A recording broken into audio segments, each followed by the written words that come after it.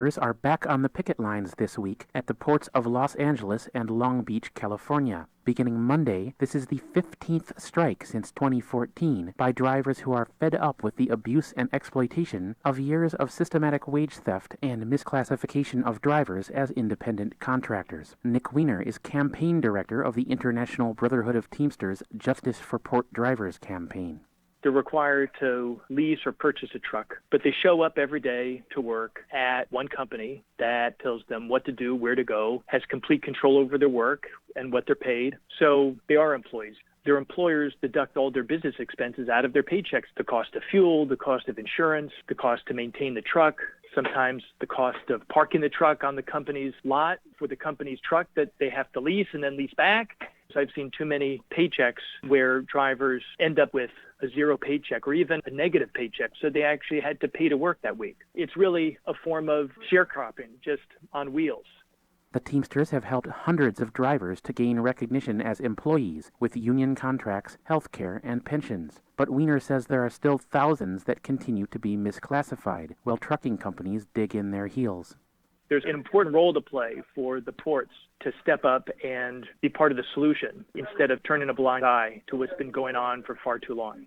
Transit workers in Milwaukee, Wisconsin are up in arms over city plans to bring in a private company to operate a new fleet of streetcars. The Amalgamated Transit Union is calling on the city to staff the streetcar system with workers from the Milwaukee County Transit System, one of few major employers in the city that provides jobs to a predominantly minority workforce. Instead, the city is currently considering frontrunner Transdev, a French-based multinational. James Macon, president of ATU Local 998, notes that Transdev has a long history of antagonistic labor relations and lowballing of contracts, and says that sending millions of dollars to an out-of-state company would greatly reduce the economic impact of the program. If you know their history, they have problems across the United States.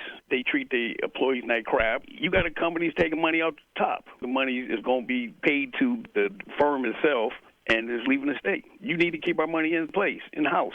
These companies known to eventually underbid the contract to just make sure they get the contract. They get the service. They know they can't run the service at the price that they asked for, so they start laying off people, or they make the city or the county give them more money. This is a backdoor deal going on because financially it makes no sense. WIN is made possible in part by the OPEIU, the Office and Professional Employees International Union. You've been listening to WIN, Workers' Independent News. For more information, visit laborradio.org. It's time for the Rick Smith Show. I want you to get up now. I want all of you to get up out of your chairs. I want you to get up right now and go to the window, open it, and stick your head out and yell, "I'm as mad as hell, and I'm not going to take this anymore!" I don't want to abolish government. I simply want to reduce it to the size where I can drag it into the bathroom and drown in the bathtub. You bet I cut the taxes at the top. How dare you? How dare you? Go ahead, make my day.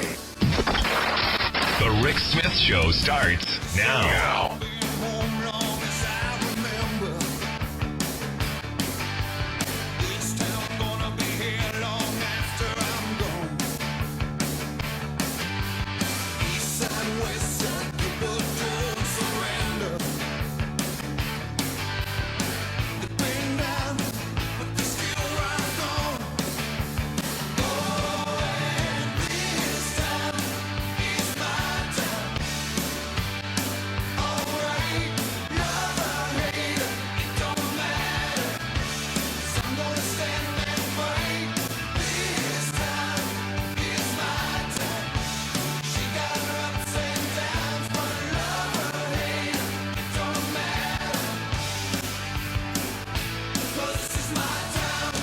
And welcome, brothers, sisters, working class heroes. This is the Rick Smith Show. Thanks so much for tuning in. Today on the big program, lots to get to, lots to talk about. It's Monday. That means Propane Jane going to be talking about the narcissist and Chief. Also going to have David Swanson here talking about why we should be visiting Russia. That should be an interesting conversation. And also a preview of tomorrow's Teamsters rally in Harrisburg as the No Rights at Work agenda finds its way to the state capitol here in Pennsylvania. Today, the big news coming out of California.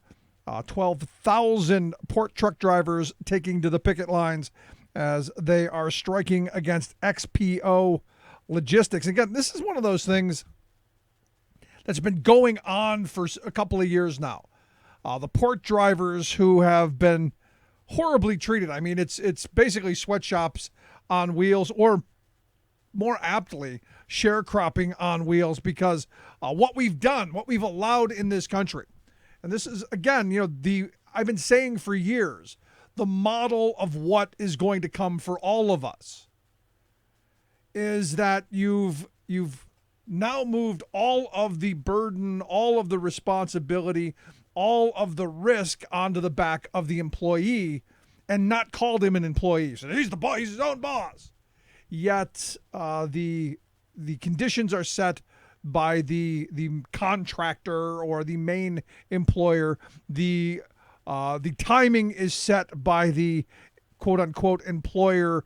Hours, conditions, all of this stuff set outside of the control of the person who's doing the job. We used to call those people employees. Now we're calling them independent contractors. You're your own boss. And this is what's happened over the last 20 years in the trucking industry. For those of us who've watched this happen, no surprise here.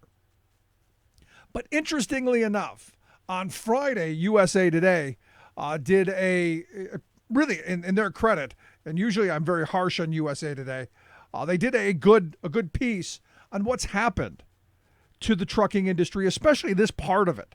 It was titled "Rigged, Forced into Debt, Worked Past Exhaustion, Left with Nothing." And I highly suggest taking a look at it because, look, this is what's happened in the trucking industry. And I've said it for years. They conned people into believing that they were going to be their own boss. They were going to be able to set their own hours. They were going to be able to do their own thing, pick and choose the work they want to do, and it would be great. They'd have to answer to no one.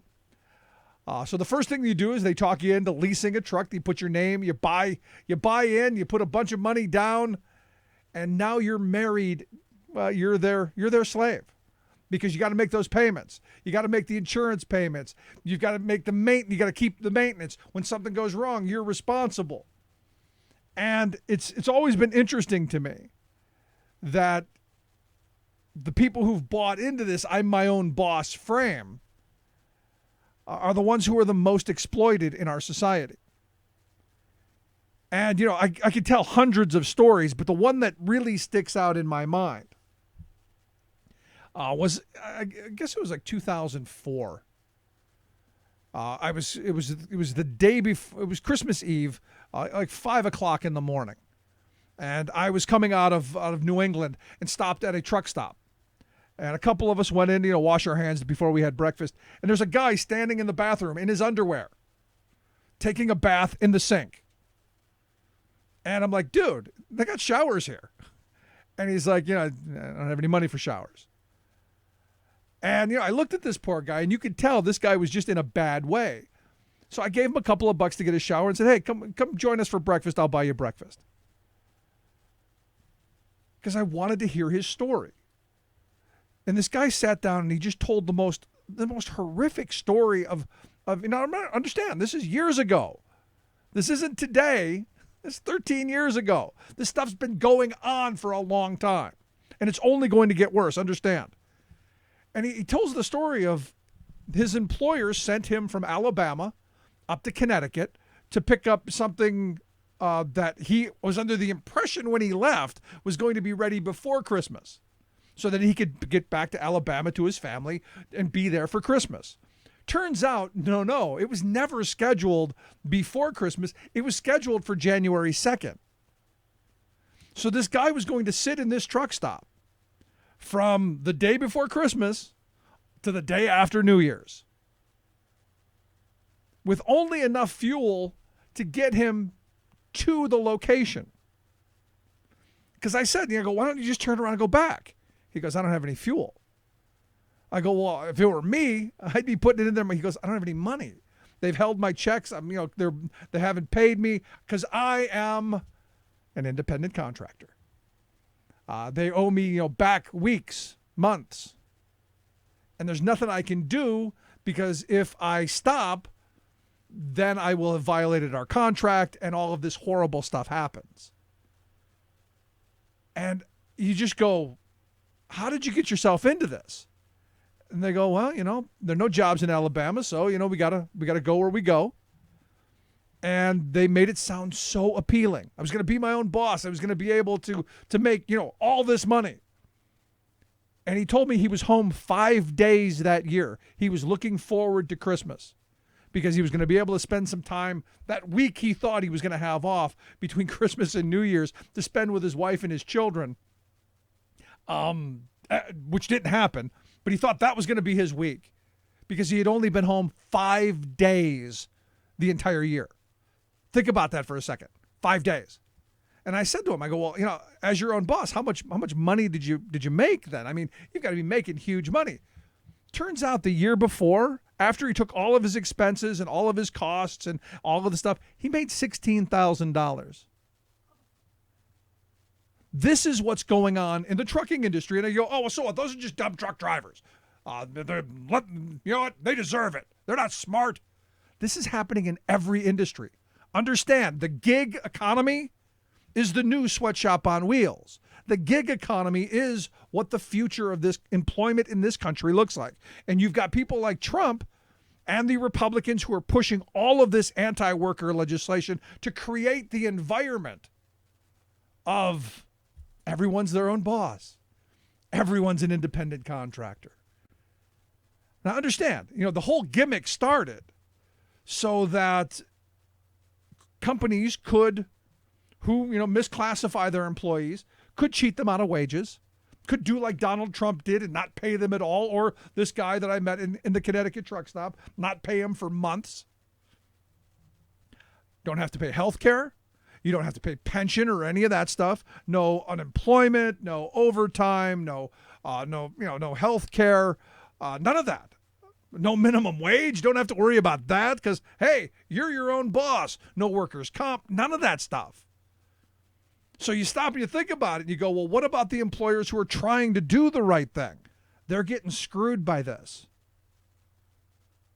And, at the end of it, the rest of us are paying we're paying the freight, so to speak, because we're paying Social Security and Medicare and all of that other stuff that the employers are not. And this is what's going on and why I think it's so important to defend these guys. Because, look, right now, these are mostly just, they're immigrants. These are the best jobs they can get right now. And, look, it's the American dream they're being sold. You could be your own boss. You could lease this truck, and then eventually you can own it, and you could lease it to somebody else. Yes, the American dream of exploiting somebody else. And what's infuriating to me is we've got lawmakers, especially on the Republican side, who keep pushing for more and more of this stuff. And it's always about who can we undercut, who can we cheat, and what system can we break. It's scary, scary stuff. And the more you read about this and the more you look at it, as I've been saying for a very, very long time, the trucking industry is kind of the canary in the mine. If you allow it to happen there, it spreads. And we're starting to see it spread to other industries. Here's the thing that really infuriates me. You look at all of this subcontracting or independent contracting or any of this stuff, and while the CEO class is enjoying never better days, I mean, over the last 10 years, I think CEO pay has gone up almost 1,000%. While average working people have seen their wages not just stagnate, but I would argue decline. And their benefits and their health care, their pension, all of that stuff, gone. And at what point do we say enough is enough? At what point do we stand up and say, no, we want something better? Which is why I think tomorrow, here where I live in Pennsylvania, at the state capitol in Harrisburg, the Teamsters and other unions are having a big rally to stop the no rights at work agenda from being rammed through here in Pennsylvania. A little later in the program, we'll talk about that. But I'm interested in your thoughts. Is the misclassification, is independent contracting your own boss theology? Is that the future? Or is there a better way? You can email me, Rick, at thericksmithshow.com. I'll take a quick break. Right back with our good friend Propane Jane. Stick around. You listen to The Rick Smith Show. Where working people come to talk.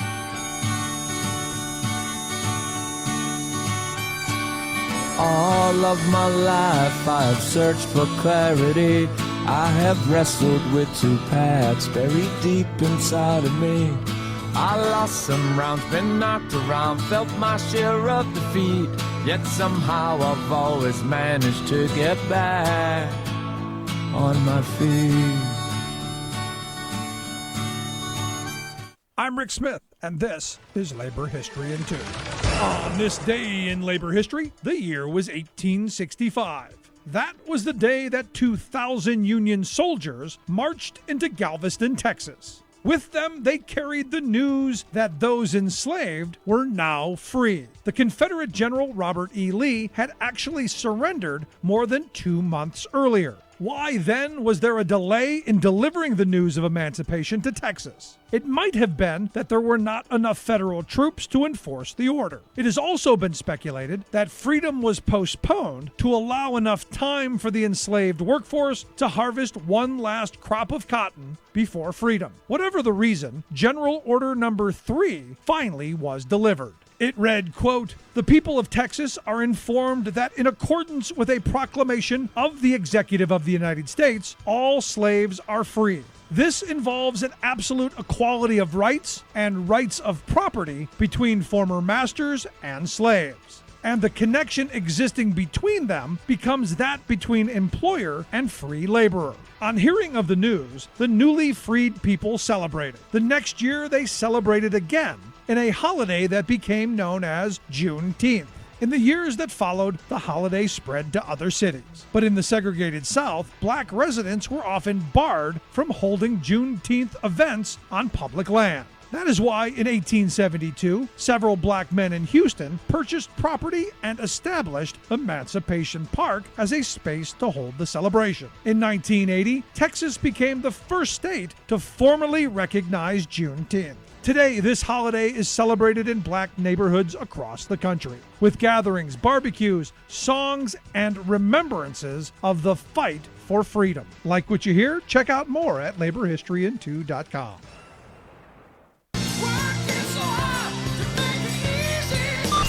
Bringing sanity and rational thought back to America.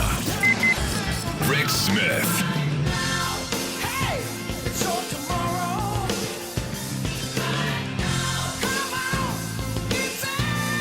Not just sanity, but some mental health treatments. Look, I think we need to make mental health, especially on the right wing, I think we need to make that a priority in our healthcare discussion. Because I look at someone like Joe Walsh, the former congressman from Illinois, who back in October of 2016 tweeted out on November 8th, "I'm voting for Trump." On November 9th, "If Trump loses, I'm grabbing my musket." So the shooting happened, and he says the left blamed Trump for what that white supremacist in Poland. So can we blame the left for today's shooter? How about we stop all this? Hey, a moment of sanity. I'm actually in favor of that. How about we stop all of this? How about we stop this craziness? Well, 2 days later, screw talks of bipartisanship. This country's at war with itself. Choose your side. Choose it now. Grab your musket and get ready. And you go, wait a second. What happened between the two? What's with the bipolar stuff? And that's what's going on in this country. The right wing is trying to figure out how we just rip each other apart instead of having actual conversations, which is why I've asked our good friend Propane Jane to come talk with us. Jane, thanks for taking time for us. You're welcome. Thanks for having me back. So I look at this horrible tragedy, this shooting last week, which I've yet to meet anybody who goes, yay, I'm glad that happened. Right. I look at this and I go, the right wing using this in every way possible to demonize anyone that disagrees with them and to continue this keeping us apart. Yeah. And also I think the most alarming part to me is the doubling down on dangerousness and just the aspects of these attacks being allowed to happen by way of the policies that the very same people that, unfortunately that were on that baseball field have put forward. Even Representative Scalise, I mean, there's tweets. I mean, there's, a record of him fervently vehemently opposing any sorts of, responsible gun reform and fighting Obama tooth and nail to keep these high-powered rifles on the streets and also, allow people to have access to these large, high-capacity magazines. So in a lot of ways, it's scary because it's a crisis, but it's also, it's a preventable crisis. And unfortunately, the very same people that are stirring up this rhetoric and Second Amendment remedies, and then also at the same time, forwarding the NRA's agenda, I mean, this is unfortunately what that ends up creating is you get people angry enough and wanting to, quote unquote, take their country back. And then you also are giving them all the guns and ammo they need to actually do that. It's like you're creating that storm.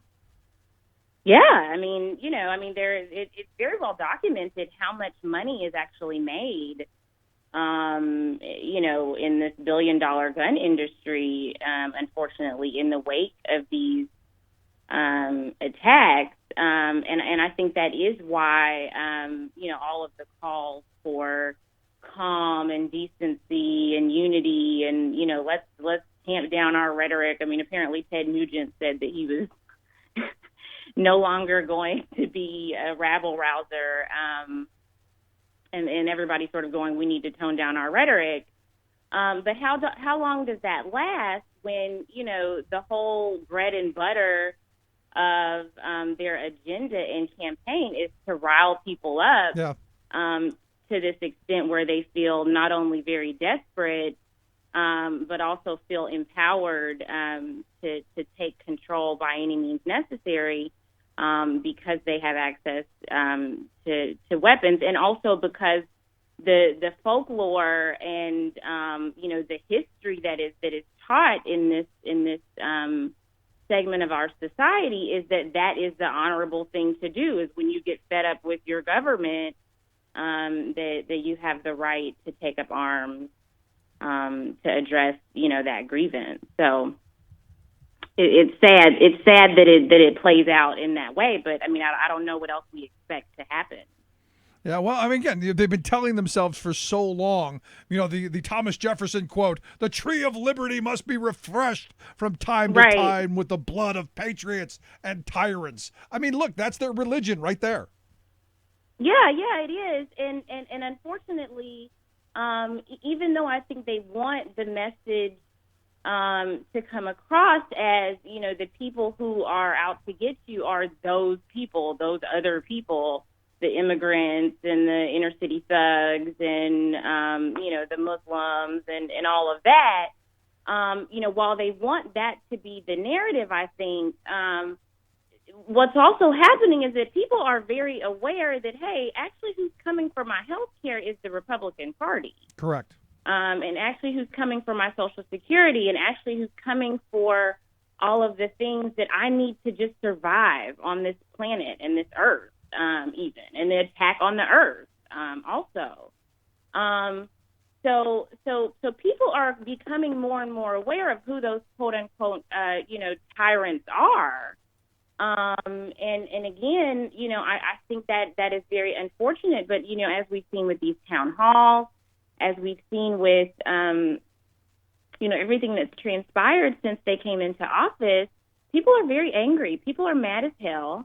And there's a sense of desperation. And unfortunately, human behavior is such that when people feel desperate, they take very drastic action. Yeah. And to answer the question, how long it takes for the right wing to go from we want things to change back to let's get crazy, evidently just over 2 days. Right, exactly. Because I look at Joe Walsh. Hey, how about we stop all this? And I tweeted out, I agree with you, but it starts with you. Let's stop. I'm with you. Let's stop this craziness. 2 days later, it's back to grabbing the musket. Yeah, because it sells. If it bleeds, it leads. If this sells guns. This sells. This is something that the NRA uses as a means to galvanize people and say, hey, you need to arm yourself. If only they would have had more guns. They instead of sort of taking the common sense, like rational approach, they have to take this approach that also has a profit margin.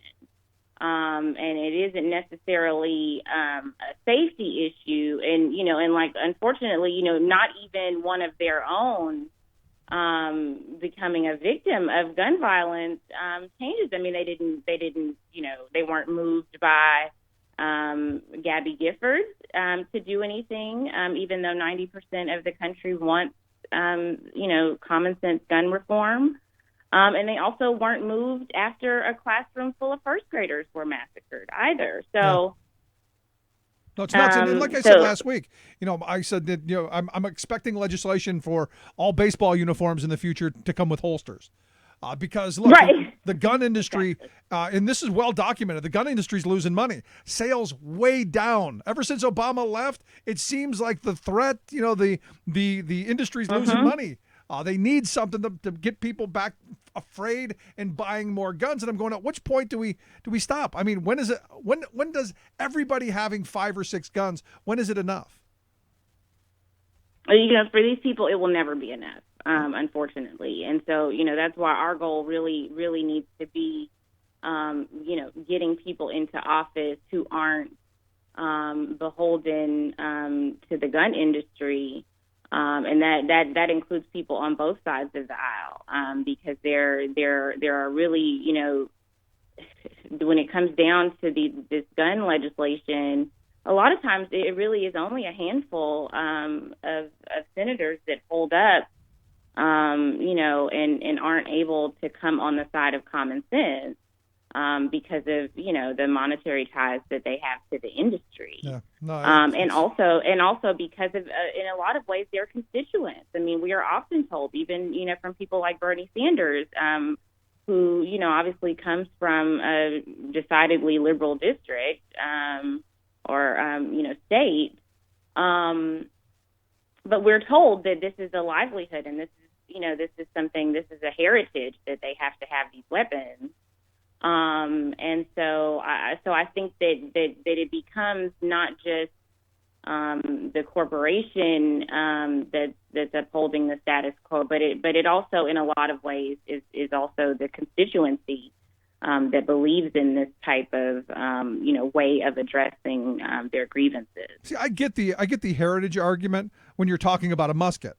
I get the heritage, when you're talking about maybe something that a great-great-great-grandfather used in the Civil War, or, maybe even World War II, if you will. But when you start talking about assault weapons as heritage, you lost me. Yeah. Well, and also just, the also glaring reality that, for again, the black men that we're seeing being gunned down in the streets, they're being killed for just mere presumption of having a weapon. They don't even have weapons in most of these high-profile cases that have just happened. And so, their ability to just be there without a gun, but without presumption that they have a gun and need to be killed because of it. And the fear, as these officers say in court, that they felt because they thought this person was armed, but yet and still somehow on the other side, you have this world where open carry is a thing, and it's okay to have it, and nobody's scared of you, quote unquote, and that's just your God-given right. So there's a lot of hypocrisy, I think, on both sides of the issue, but I think ultimately what we need to be focused on is the fact that, every year 30,000 people die either by suicide or homicide, and it's a public health issue. And, for this amount of bloodshed to be happening and for us as a nation to not be doing anything proactive to stop it, it's disgraceful. Yeah, but you can sing it with me, Jane. Guns don't kill people. People do. Come on, you can say it. Absolutely. You know what? And people actually do. And what just amazes me as well is that these same representatives that say, oh, the mentally ill, he did it because he was mentally ill. These same people actually just made it easier. They just actually passed legislation to make it easier for people who have a history of mental illness to obtain guns. They are also drastically underfunding our mental health care system. They're drastically underfunding our substance abuse treatment options. And so they are actually creating the conditions for those people who kill people, quote unquote, to kill more people, and then add on the availability and unfettered access to guns. So it is most definitely a public health issue, and I agree. I agree that, somebody who ultimately becomes so enraged that their only recourse is to take out a weapon and go just mow a bunch of people down. I think that person is not well, and I think that person should get help. But the sad reality is that in our country, it is way easier for that individual to get a weapon than it is for that individual to get mental health treatment. And that's just a very sad fact of where we are right now. That is scary. But what do you say to the gun nut who says, well, you just said it yourself, these people are, they need help. It's not the gun, because they could go buy a car, or they could get a knife, as we're seeing in London, or they could do any of these things. It's not the gun, Jane. It's not. It's everything. I mean, even if it's not a gun in particular, it is a mindset. It is a sickness, actually. When you even think about domestic violence, I mean, the links between domestic violence for these shooters, what they're doing in their own home, the violence that they display outwardly is just, a furtherance of what they've already been doing in private. Yeah. And so that means it's a mental health issue for not just that individual, but their family and their friends, quote unquote, people who are sort of just hanging around, maybe sometimes because they don't even, they don't feel safe getting away. So again, this is more of the sociopathy that I continue to talk about happening at the micro level. And again, a political party and a president that is known for its own, sociopathic tendencies. And so, again, what we're talking about is more so a culture that aids and abets violence, whether it's violence against women or self-inflicted violence. Again, like I said, the vast majority of the gun deaths every year are self-inflicted. And no one, in Washington seems to be willing to even help people protect themselves. Yeah, it just shows how powerful it's really the a industry is. tragedy. No, it's scary. Yeah. But I go back to, because as you were talking, there was a woman from Reading who, became famous for about 15 seconds because she wore a sidearm to her 6-year-old soccer practice. And, the local sheriff took her gun away, and it was a whole big national to-do. Ultimately, within a year or two, she was killed by her boyfriend, husband, whatever it was, while sitting with her gun it was actually with her own gun that he took off of her holster and shot her with. And you go, to your point, I mean, it's the gun. It is. Yeah. I mean, as Americans right now, we are suffering from an inability to resolve conflict, whether it's in our own homes, whether it's at our jobs, or whether it's, happening smack dab in the middle of Congress. And it's something that is, you have to learn it. You have to practice it. And if the people who are supposed to be modeling these behaviors are not doing that, then that dysfunction just kind of trickles down, I think, to everyone. Yep. And so when you have easy access to a weapon, and you get to the height of this moment where you're exasperated and you don't know how to solve your problem, and the person that you're interacting with is not conforming to what you want them to do, then that's just this readily available tool that you have to solve your problem right there in the heat of that moment. Yeah, and certainly afterwards there are consequences to that. But again, it's having access to that thing, I think, that makes it dangerous for people who are not stable enough to contain their rage. And the thing that bothers me, and maybe you can talk a little bit about this, is, we live in silos right now to where, whatever your ideological viewpoint is you just delve completely into it. And I look at this piece this morning that I read from Eric Erickson, whom I completely disagree with on virtually everything. He writes, let's consider secession. He writes, we have 320 million people who hate each other, and the left shows no sign of toning down rhetoric after last week's mass assassination attempt. If anything, too many of them regret there were no deaths, which is ridiculous. He goes on, at the same time, the left would have us believe that there's more violence on the right, where history itself shows it's not true, from Nazism to communism to progressivism itself. Never mind that Nazism was a fascist right-wing thing. We're going to rewrite that history. But he finishes it up by saying the political left is becoming the American ISIS. Oh, wow. And it's this kind of language, this kind of, when you get somebody who may have mental health problems, may be susceptible to this kind of influence, you create, I think, this powder keg environment.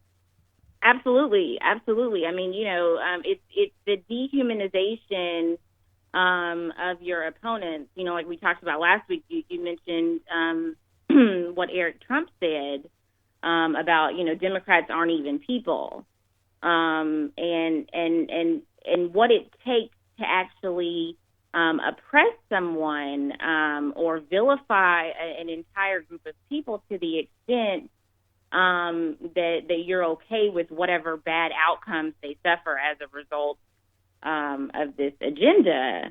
And so I think that is what is becoming very dangerous. And again, these are people who very much lack insight into their own role and the role of the people that they vote for, in fomenting this antipathy. I mean, like Donald Trump, we go back to birtherism and the ways in which these kind of accusations of disloyalty from Obama because he wasn't really an American and he was foreign and he was an other, and sort of putting him and anyone who is attached to him in this other category, and the more and more that they othered him, I think it allowed them to, over time, just add more and more people to other, where we've reached a point now where, you're not even an acceptable human being unless, you're a diehard Republican, even in the midst of all of this, disaster. And so again, I do think that for them, that is a way to validate and affirm their own belief system. And sort of isolate themselves again amongst people who only believe what they believe, and to sort of go, anybody who's outside of that is bad, and we have to just get rid of them. And that is very dangerous. It is reminiscent of what happens and what has happened in the most oppressive genocidal, events that have happened in history. Yeah, but again, I go back to 300. He says 320 million people hate each other. They hate each other, Jane. And I'm going, I think that's a bit hyperbolic. Oh gosh, it's totally hyperbolic. But he's projecting. He is projecting how he feels, and rather than him saying that he hates whoever he hates, and rather than him saying, I just really don't like these liberal people because they think differently than I think. And just being honest about how he feels internally, he is projecting, how he feels onto the world. And it's very much like, Donald Trump saying, many people are saying. Yeah. Many people are saying it. I haven't heard any, but they're saying it. So last question I've got for you then.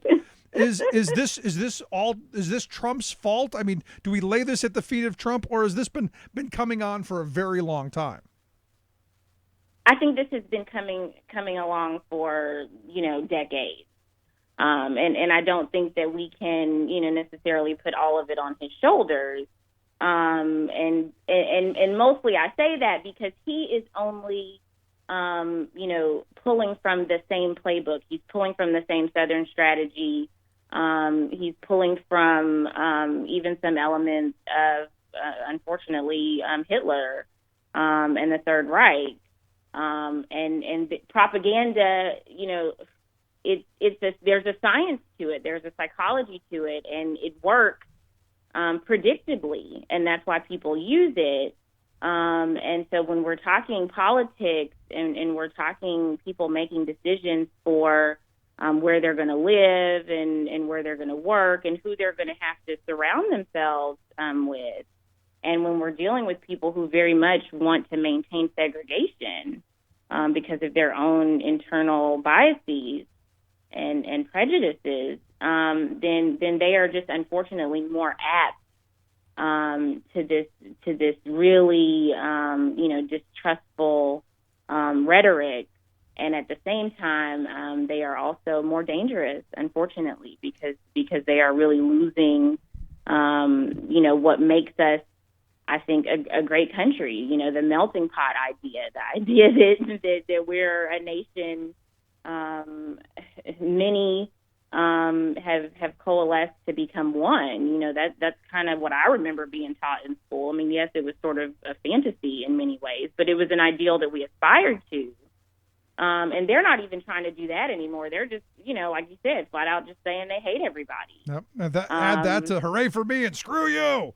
That's the new American dream. There it is. Simple. Yeah. And I think that is the revelation of the con, that the people who said they were going to make America great again ultimately have really just ushered in the worst excesses of, racism and misogyny and Islamophobia and xenophobia and homophobia and just all of the, just negative aspects of society have really just boiled to the top, I think. Crazy, crazy times we live in. Jane, I know. I appreciate the time. Always great talking with you. Look forward to seeing you again next week. All right. Have a great week. Our good friend Propane Jane. You want to check out her stuff? We'll get a link at thericksmithshow.com. Quick break. Right back after this. Stick around. You're listening to The Rick Smith Show. We're working people. Come to talk. As long as we can live in harmony. Remembering that united we bargain, divided we beg. Rick Smith. I'm Rick Smith, and this is Labor History in 2. On this day in labor history, the year was 1953. That was the day 26,000 members of the ILWU in Hawaii walked off the job. Their strike was a 4-day protest against the witch hunt convictions of the Hawaii Seven. Many docks and plantations immediately shut down. Stevedores refused to load military cargo headed to the war in Korea. At the height of the McCarthyite Red Scare, Union militants continued to be the primary targets of anti-communist hysteria. Longshoreman leader Jack Hall and 6 co-defendants had just been tried and convicted under the Smith Act. The ILWU denounced the trial and verdict as a frame-up. It was the ultimate move to bust the increasingly powerful union on the islands. The ILWU had come under heightened surveillance after successfully organizing stevedores and many sugar and pineapple plantations. The real trouble began after a long and bitter dock strike in 1949. Then Nebraska Senator Hugh Butler proclaimed the island to be firmly in the grips of a communist attack. HUAC arrived the next year to investigate the Red situation. In August 1951, the FBI conducted early morning raids to arrest the 7 on charges of violating the Smith Act. The arrests came as the ILWU threatened a sugar strike, having reached an impasse in contract negotiations. During the trial, it was clear the 7 were being tried not for anything they did, but for allegedly being part of a vast and secret conspiracy. The proceedings had the quality of a show trial, designed more to terrorize the public and labor movement than to prosecute any actual crime. Their convictions were finally overturned with the landmark 1957 Yates decision, which rendered much of the Smith Act unenforceable. Like what you hear? Check out more at laborhistoryin2.com. The most important issues of the day. This is the Rick Smith Show.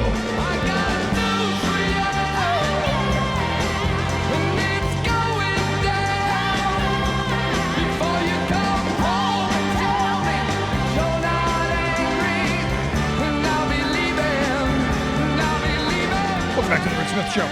Check out the website, ricksmithshow.com. So just in, the Supreme Court struck down North Carolina's ban on sex offenders, registered sex offenders, being able to use social media. In fact, they came up with a unanimous decision. So there you go, unanimous. Now, it's interesting to me that the sex offender, the registered sex offender, wrote a post on Facebook saying of a parking ticket that was dismissed, no fine, nor no court costs, nothing spent. Praise be to God. Yeah, I'll leave that right. I'll leave that right there. Anyway, let's find out what's going on in the world and in Washington, D.C. Victoria Jones, Talk Media News. Victoria, thanks for taking time for us. Thank you. So, evidently we're going to war. I guess we're shooting down planes, and Russia's done away with the bat phone, right? Russia did away with the bat phone today, yes. And in a sign of great coordination, Russia did away with the bat phone, but did not tell its foreign minister, Sergei Lavrov, about it. He was in Beijing. Maybe the bat phone between Lavrov and Moscow wasn't working because he called on the U.S. and all other countries to coordinate their actions. So he didn't get the memo on that. But yeah, no bat phone, and watch out.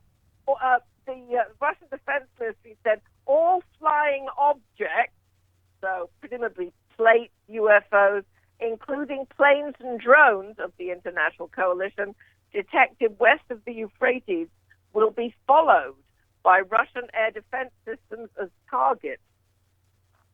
So we could expect more fun and games, right? Yes, we can, until it doesn't work anymore, because they've done this before, and then they stop. So, you know. But they'll do it for a while. But here, the thing to me is, this is a strategic thing in my view to see how badly the Trump administration overreacts. Possibly, yeah, possibly. Yeah. Now, this is all because we shot down a Syrian plane, right? This is because we shot down a Syrian plane which had just bombed some friendly SDF forces after we had a conversation with the Russians on the bat phone to say, look, these Syrians are being really naughty. Now, did they really say naughty? Well, they probably used like saltier language than that, being military type. Yeah, I got it. No, I mean, at the end of the day, it'll be interesting to see if this is the beginning of the next large scale moment of throwing things back and forth at each other. Yes. Oh yeah. No. This is going to be good.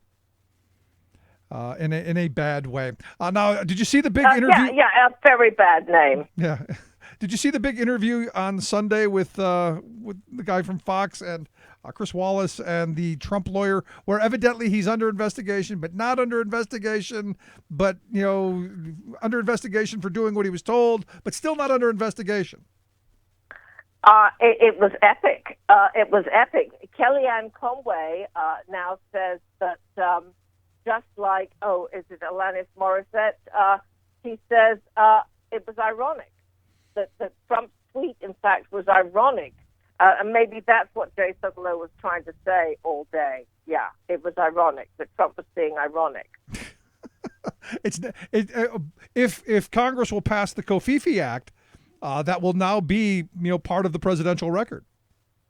Well, and I think that Sean Spicer in the briefing already said that it was a governmental policy. I mean, or words to that effect. He's pretty much already said that it's governmental policy. What Trump says, that it's official. So I don't see how he wriggles out of it. I mean, I'm looking at it now. I am being investigated for firing the FBI director by the man who told me to fire the FBI director, ! Witch hunt. I mean, I don't think putting an exclamation mark after a sentence negates it. You could say it does, except that he puts an exclamation mark after every sentence. He does. And maybe that's it. Maybe only he understands that code. But here's the thing, and this is the thing that is really kind of scary, and I tweeted this out the other day. He's the president of the United States. I don't care what voices are telling him what to do. He did it. I don't care if there's a voice in his head saying you can't blame that. I don't care if it was Rosenstein or anybody. Ultimately, the buck stops with him. Yes, except when it comes to sending troops into Afghanistan, which now is up to James Mattis. The defense secretary. He's off. That's not the president's job anymore. No, I'm not buying it. Sorry. And in fact, when I saw the tweet, it just made me go, another reason, and this should be a giant billboard, not qualified. You can buy them, and put them on freeways. Exactly. I mean, this is one of those moments where anybody who goes, oh yeah, any idiot can be president. Evidently not this one. It's very interesting. And Sukalo, I thought Chris Wallace did an amazing job on Fox News Sunday. And even he, I thought, got very frustrated and showed remarkable patience as he went through this interview with Sekulow, who clearly said at one point that Trump was being investigated. Yep. And now he's being investigated by the Department of Justice, Sekulow said. You've now said he's being investigated, Chris Wallace said. And then he replied, and then he said, sir, you've just said 2 times that he's being investigated, Wallace said. And then Sukalo said something else, and then Wallace says, oh boy, this is just weird. It is just weird, but again, this is that could be, when this administration is over, that could be, the eulogy. It was just weird. That's it. Oh boy, this was just weird. There you go. There it is. Oh, crazy times. Evidently, maybe next week the Senate is going to undo Obamacare and kill 29 to 55,000 people next year. We don't know. Politico had a piece which is out saying that publicly Senate Republicans or whoever is speaking for Senate Republicans is saying they want to pass the Obamacare repeal bill by the end of July. But privately, they want to pass the bill before the July 4th recess, which is at the end of next week. So, and of course, nobody's seen the bill, whatever part of it exists. We don't know how much is written because it's being written behind closed doors by 13 male Republicans who are not even showing it to their colleagues, people like Orrin Hatch, Bob Corker, John McCain, who has been so sarcastic about it. He's had some great lines. And they don't know what's in it, so it's going to emerge for a couple of hours and then be voted on. Now, am I the only one who gets the ironic part about all of this? No, I think almost everybody gets the ironic part about all of this. By the way, Senate Democrats have written a letter today signed by Health Committee Ranking Member Patty Murray, who's very busy on this, sent to the relevant panel chairman, saying basically, the chamber has plenty of hearing rooms, and the Republicans should use them to hold hearings on the health care bill. They listed off 31 rooms where a hearing could be held, writing that if you schedule a hearing, we guarantee all Democratic members of the Senate Health, Finance, or Budget Committee will be in attendance at any time or place that you choose. Or you could just hold it on the lawn. It's warm out there. It's very nice weather. It's a bit hot, but, I mean, they would put up with it. You know, I mean, there's always a place to have a hearing. And the thing that gets me is, you know, they ran on and got their base all frothed up over the fact that the Affordable Care Act was rammed down their throats. Now, granted, it's the longest ramming down in history. I think it was like 11 months. There were tons of hearings. I think there were like 700 amendments that Republicans put forth, with about 160, some of them actually put into the law. This idea that it was rammed down their throats, you know, just kind of, when you look at what a real ramming down looks like, just kind of rings hollow. Well, in this letter, the Democrats said that the Finance Committee held more than 50 hearings, meetings, and roundtables on health reform. The Health Committee held over 47. And when the bill was on the Senate floor, the chamber spent 25 straight days in session on health reform. Yeah, but Victoria, it wasn't on C-SPAN. Yeah. Or at least not all of it. Not all of it, but a lot of it was. It was just so boring that nobody watched. It wasn't like the Comey hearing. Yeah, we got to spice things up. We got to spice things up. A little, well, have some spice of that. There you go. A little entertainment. That's what we need. Oh. Well, anyway, so the Democrats are going to spice things up this week. They're taking to the Senate floor. They are going to be hammering Republicans until after midnight tonight on why there have been no hearings on the reform bill, on the repeal Obamacare bill. Yeah, because you can't handle the truth. That's why you can't handle the truth. Oh, they should have a clip. And finally, the Supreme Court, again, back to the Supreme Court, evidently they're going to be hearing the gerrymandering case? They are going to be hearing a gerrymandering case from Wisconsin. Yes, they will be hearing it in the fall. And basically, whether gerrymandered election maps favoring one political party over another violate the Constitution. They've never done this. They have heard a lot of state cases about whether those that are illegally drawn are to reduce the influence of racial minorities by depressing the impact of their votes. But they've never taken on the big issue because they don't want to touch it. Yeah, I mean, it's and no matter which side you're going to go with it, it's not a popular decision because, you know, the Republicans right now have a death grip on you know, some of these districts. And I look where I live. You know, the Rorschach test guy is going, hey, wow, these are confusing, because I don't know how you dreamt up some of the districts that are here or in other places. You know, it looks like, you know, a kid with a I don't know. I'm not going there. It just looks like somebody crazy with a pencil decided they were going to chop up the state into these bizarre configurations. But when you look at it, what they've done is they've created really very safe districts, which some people, including me, say that it's contributed to how crazy we've become politically. I think everybody knows that. And I don't think anybody would even argue with that. It's just they can't decide, and this is what they may not even want to touch, is what is going to be the standard by which you decide whether something is gerrymandered or not. Yeah. There are computer programs out there. I would love a computer program that does the entire country and creates competitive districts. A lot of people throw back at me the compact and contiguous. No, I want competitive. Yeah, competitive. That sounds reasonable. Yeah, since we're stuck on the C words, I like competitive. But it should be an interesting week. I cannot wait. Victoria, appreciate the time. Okay, thank you so much. Always great talking to our friend Victoria Jones. Talk Media News. You want to check out their website? talkmedianews.com.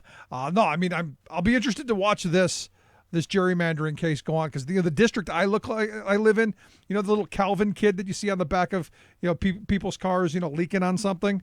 I've got him with a giant gas cloud coming out of his behind. That's the district that I live in, the 30th senatorial district here in Pennsylvania. You should look it up. Maybe we'll tweet it out. Quick break. Right back.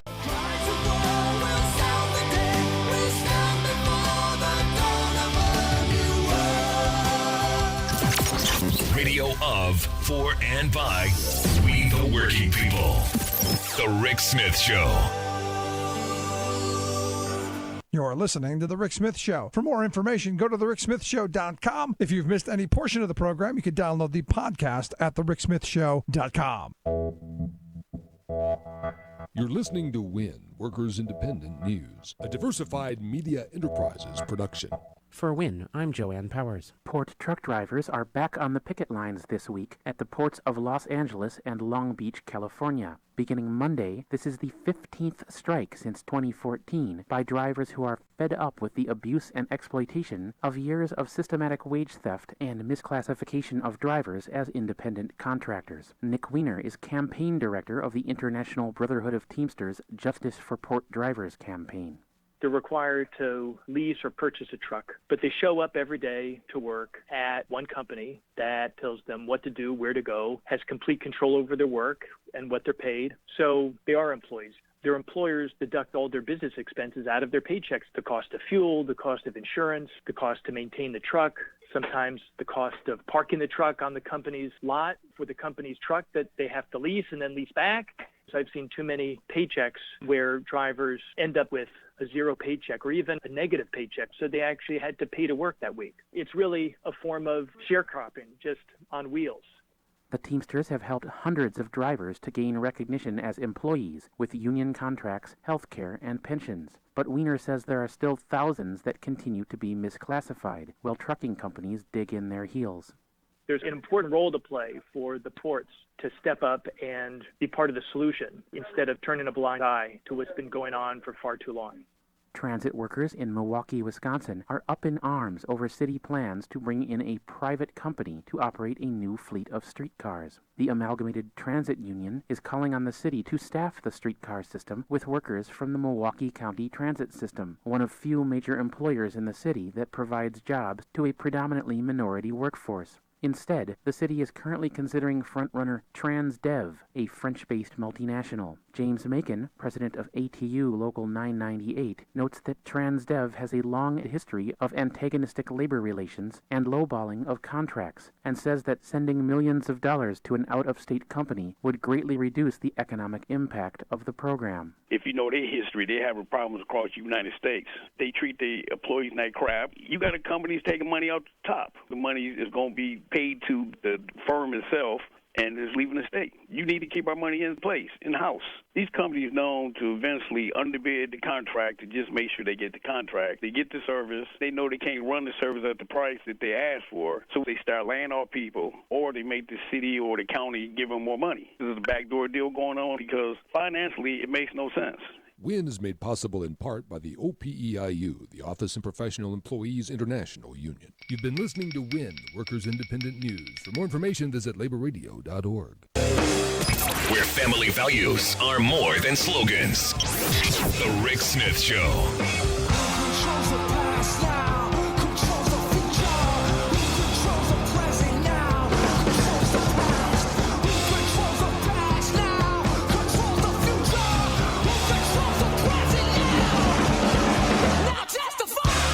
Back to the Rick Smith Show. Check out the website, ricksmithshow.com. So look, we've been talking a lot about what's going on with Russia, the Trump administration campaign involvement, all of that rhetoric back and forth. And as I've said from the start, I don't think Trump and Putin have a pact. I don't know that there's anything there.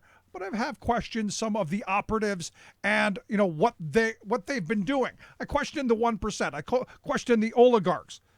So when I saw this article about why I should visit Russia, a couple of things popped into my mind. Maybe the group behind it was basically just promoting travel, or maybe we could talk about something else, which is why I've asked the author of Why You Should Visit Russia, David Swanson, to come talk with us. David is the director of worldbeyondwar.org and also a campaign coordinator with rootsaction.org. David Swanson, thanks for taking time for us.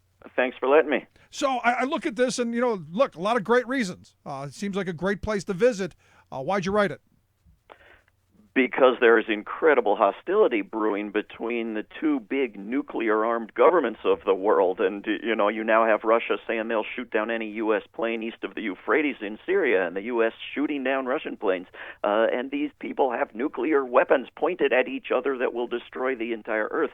It seems there ought to be a priority on de-escalating that hostility. And instead, you've got a president in the White House who is openly guilty of profiteering, domestic and foreign profiteering from his office, of illegal wars, of unconstitutional bans on immigrants based on religion, on illegal, willful destruction of the natural environment. I mean, this is a guy comes in guilty of sexual assault and voter intimidation. And the only thing that the liberal Democrats want to go after is these accusations about Russia, for which we've seen not a shred of evidence. That's very disturbing to me. So you didn't see any collusion or any coordination possibly? Because I got to be honest, I was at both conventions, and the Russia talk was kind of an open secret there, to where there was a lot of stuff during the conventions that the Russians were involved in some meddling and some goings on. So none of that stuff seems to be on your radar. Is that what I'm getting? Well, I'd like to see some evidence that Russia hacked into emails, or Russia hacked into election machines, or Russia somehow determined or sought to determine the outcome of the election. If I see evidence, that I would consider that extremely important. The fact that we haven't seen any evidence over these past several months is extremely telling, and the fact that there is this hostility in the country at large and among the Democrats, and certainly in the CIA in Washington, to any sort of reconciliation with Russia, any end to this heightened Cold War with Russia, when that's exactly what the world needs, is reconciliation between these two countries. There is clearly a motivation, not just of law enforcement and righteousness, and not just of partisanship, but of the interests of the weapons dealers, who are getting incredibly rich off all of this hostility. No, I'm with you on the weapons dealers and the war machine wanting this ramped up Cold War. But I got to be honest, when I hear 17 agencies saying that there was some involvement there, it kind of makes me wonder. Well, it's three of them that have said that, and they haven't shown us a shred of evidence. And you have Democrats who, less than a year before, would have denounced the FBI and the CIA as a bunch of advocates for torture and warrantless spying and infiltration of activist groups and the whole laundry list of crimes, now take their claims as gospel. But they are claims that, if you look into the details of the claims, they aren't even claiming anything. They aren't claiming to know. They are assessing, which means they are guessing that Russia might be involved in hacking into emails. They are assessing that perhaps, but no, that we aren't really going to say that, Russia gave something to WikiLeaks. They aren't even claiming, much less, that Russia controlled election machines and so forth. Much less, they aren't even claiming Russian government. They're just claiming Russians. And of course, whoever hacked into the DNC, which was probably the CIA, and put the name of the first KGB head in there in Cyrillic, to make sure nobody missed the point. They're taking that to mean this was a Russian, some Russian. There are millions of Russians in the world. Most of them are not Vladimir Putin. No, I absolutely agree. And this is where, I try to make the difference between dealing with the Kremlin and Putin and them and the Russian people. Because, look, I've met, we vacation in Florida, and I've met, a number of Russian people. Very nice. Seem to want the same things that all of us want. They do, and they're absolutely bewildered by U.S. politics, and they have no idea that anyone could oppose Trump for partisan reasons or oppose Russia because they oppose Trump. They believe that the long-standing hatred for Russia and animosity toward Russia of the previous Cold War is what drives all opposition to Trump. They don't know U.S. domestic politics. They don't know that anyone's upset about Trump over, economic issues or environmental issues. They just know the hostility toward Russia and the missiles being put on their borders and NATO's expansion to their borders and the lies that are told about them, and they think that's what drives all hostility toward Trump. So they're actually kind of fond of Trump, as they are incredibly fond of Putin. And we met with various opposition leaders to Putin, and they all said, we're going to go back to opposing Putin when the sanctions end. So the hostility, the sanctions, these are tools that predictably unite people behind their current leader. They don't, overthrow the Russian government.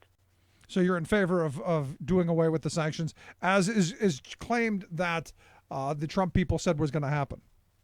I am very much in favor of doing away with sanctions that hurt people. I mean, they're benefiting Russian agriculture. They're hurting the Russian economy as a whole. People's incomes have gone down 10% at least.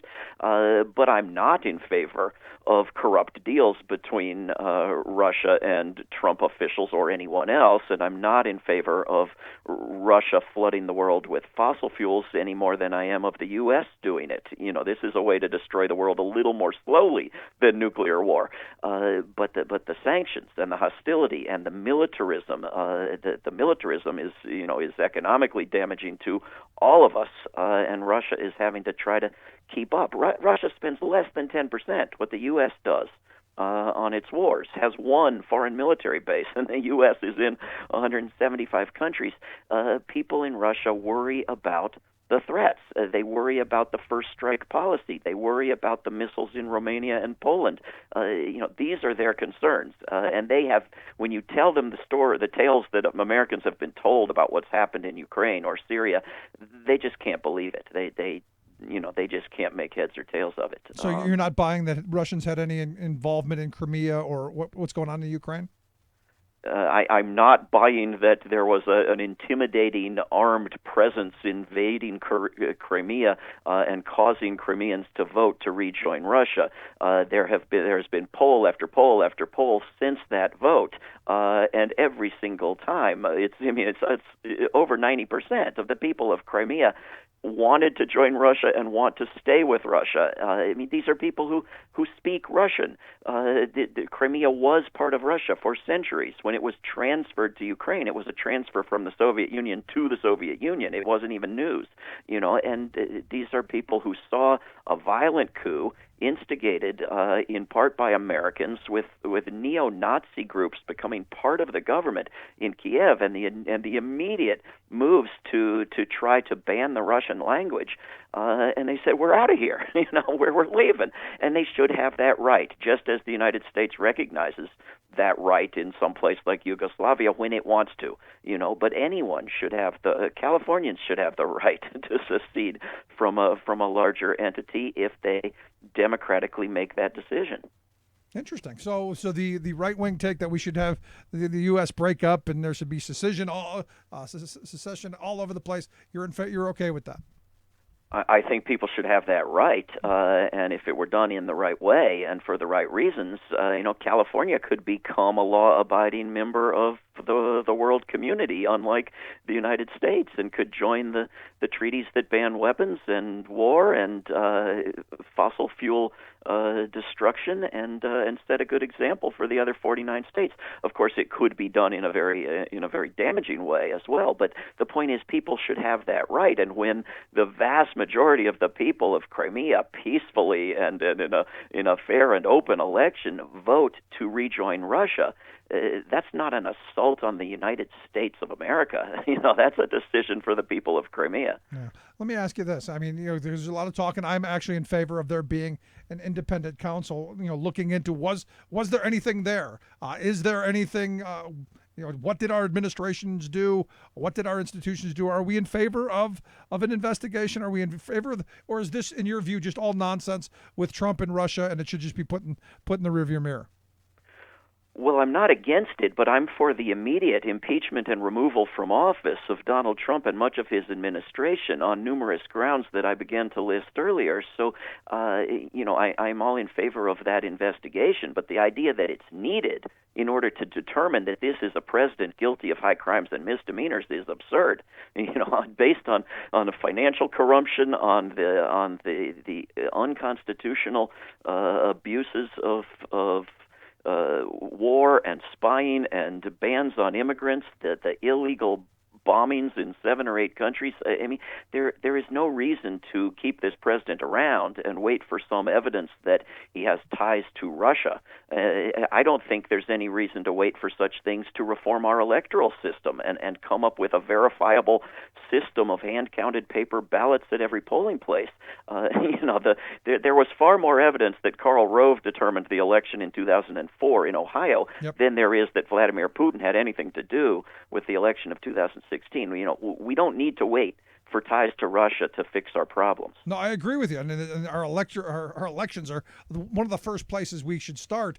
First, by doing away with all these electronic voting machines where we have no idea what's being counted or if things are being counted, which leads to the possibility. And, I was told there's no way to hack into these machines. And I got Greg Palast and others telling me, well, there is.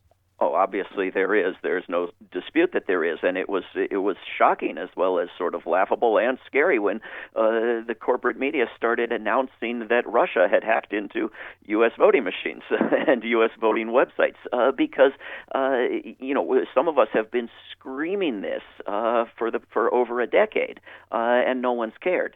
But as soon as you say, well, the Russians could have done it, not Republican-run corporations, not secretaries of state, not election campaigns, but Russians. Well, now we're supposed to care. How is that? How is that caring for our democracy? And what I should note are we accusing the Russian government of? Of exposing to the U.S. public accurately and honestly what one of its big political parties was doing to corrupt its own primary. We should know that. We should have that information. I don't want anyone hacking into anyone's emails. But that a major political party was slanting its primary against a candidate who happened to be a better candidate and a stronger candidate. I agree. That's good for democracy. We should know what's happening. Yeah, but here's the thing. I mean, do you believe that the DNC was the only one hacked? That Hillary was the only one hacked? That they didn't hack into the other side? Well, we got to go back to who they is. It doesn't matter who they is. I mean, at this point, because you're saying it's not the Russians. I'm saying I don't know. I'm being told it is. Well, the information got to WikiLeaks through a leak, not a hack. Someone within the DNC thought that information should be public. But there are hackers trying to hack into everything, including my website and yours, every day. And I have no doubt that is the case at the computers of the Republican National Committee. I'm not in favor of partisan hacking. I am in favor of informing the public what its government is up to. And, the big two branches of government now are the two big parties. And I don't trust either of them. I don't think either of them should have the sort of power they do. I would take a lot of that power away in the form of taking the money away that has corrupted our electoral system. But I don't think the two parties should be drawing the lines of the districts. I don't think they should be shaping who gets on the ballot. I don't think they should be excluding other candidates from the debates. I don't think they should exist as the powerful entities that they are. And when they're engaged in corruption in the form of slanting their primaries against a popular candidate in favor of an establishment, in favor of one of the few people, frankly, on earth who could have lost an election to Donald Trump, I think we ought to know that. Now, I'm right there with you. Good stuff. Last question I've got for you, because I know you got to get going. Anything about Russia that we should know that you think that that people don't know since you visited, and maybe why we should? I think we should know that they are very forgiving people. They are very interested and affectionate toward U.S. culture and the U.S. public. They've got their signs in Russian and English, and they'll welcome anybody. And despite the U.S. openly bragging about having imposed, Boris Yeltsin on them, the disastrous Donald Trump of Russia, they're forgiving. They want to be friends. They tried to join the EU. They tried to join NATO. They were told to go to hell. So when they make alliances with China and other countries, they do so as a distant second choice because they have been spurned. They want to be friends. All right. Well, I hope people will take a look at your piece. We'll get a link at thericksmithshow.com. David, it was great talking with you. You too. Thanks. Thanks so much, David Swanson. Again, you want to check out his stuff, we'll get a link at thericksmithshow.com. Quick break. Right back after this. Stick around. You're listening to The Rick Smith Show. We're working people. Come to talk.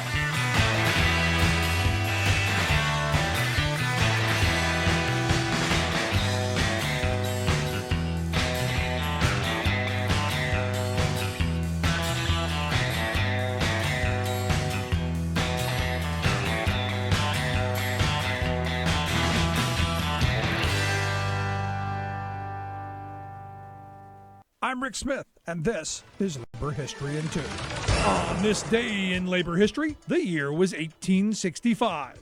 That was the day that 2,000 Union soldiers marched into Galveston, Texas. With them, they carried the news that those enslaved were now free. The Confederate General Robert E. Lee had actually surrendered more than 2 months earlier. Why then was there a delay in delivering the news of emancipation to Texas? It might have been that there were not enough federal troops to enforce the order. It has also been speculated that freedom was postponed to allow enough time for the enslaved workforce to harvest one last crop of cotton before freedom. Whatever the reason, General Order Number 3 finally was delivered. It read, quote, "The people of Texas are informed that in accordance with a proclamation of the Executive of the United States, all slaves are free. This involves an absolute equality of rights and rights of property between former masters and slaves. And the connection existing between them becomes that between employer and free laborer."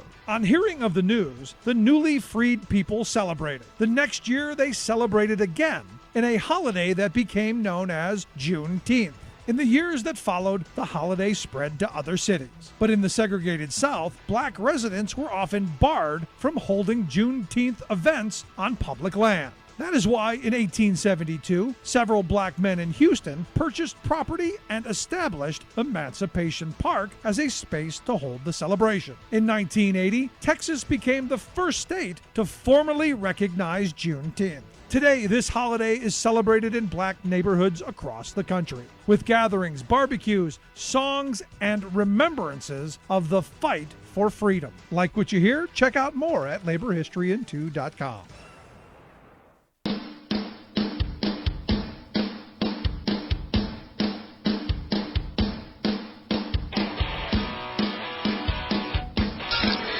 Waving the flag of freedom for people, not corporations. Rick Smith.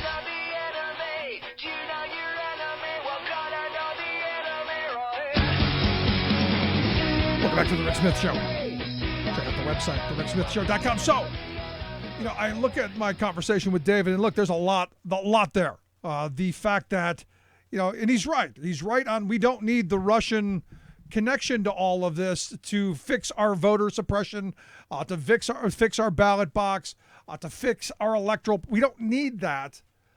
But I still have a lot of questions. There's still, and again, I go back to my time at the conventions to where all of these ties and all of these, there were rumors at the time, to where all of that was front and center. And now we find that there is all of this smoke. And I think there has to be an investigation. And look, if I'm Trump, I most certainly come forth and go, you know what? There's nothing here. I would appoint the independent counsel. I would have done that. If you're that certain that you did nothing wrong, you do that with the specific goal of saying, look into this. We want to know if the Russians did anything. We want to know. We want to know if Putin and the Kremlin did anything. That would have been the smart thing to do. And now what this has sadly turned into, and maybe, look, at the end of it, we may look back and go, there was nothing there. But what we come back to, again, like Watergate, like Whitewater, it wasn't the initial crime. It was all of the stuff that you tried to cover it up. It was all of the obstruction. It was all of the, getting in the way. And I said from the beginning, there should be an investigation. And it should be something done forthright, and we should hold people accountable if there were things done illegally. Absolutely, unquestioningly, most certainly. And be done with it. My fear is, and look, and David hits on this, is that we heighten these tensions to the point where, look, no more bat phone. And we end up back, with my kids growing up in the era that I grew up in of the idea of mutually assured destruction, to where just a push of a button with a crazy orange guy in the White House, maybe pushing the button. And then we're all done. And the heightened tension that the profiteers want. And look, I get that. But I still have to know, I still want to know, and I still think it's important that we know who did what and when. To me, that's simple. And the more I look at this, the more, for the smoke, I get there are other things that we need to be doing. And, election reform, gerrymandering, all of this stuff I think is so very important. Which is why I think what's going on in the Supreme Court, they're looking at this case. It will be interesting to see what they do, because look, this is now a conservative court. In a 5-4 majority, they could easily say, no, everything's fine. Or they could make it much worse. Will certainly be, they say, may you live in interesting times. These are most certainly interesting times.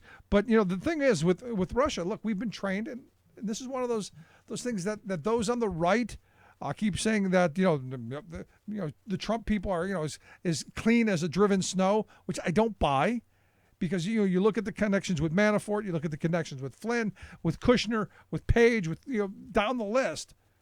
Again, these are maybe not nefarious kind of connections, elections related, but they are there, and they do need to be, they need to be brought to the light of day. Why do you not bring that out? Why do you not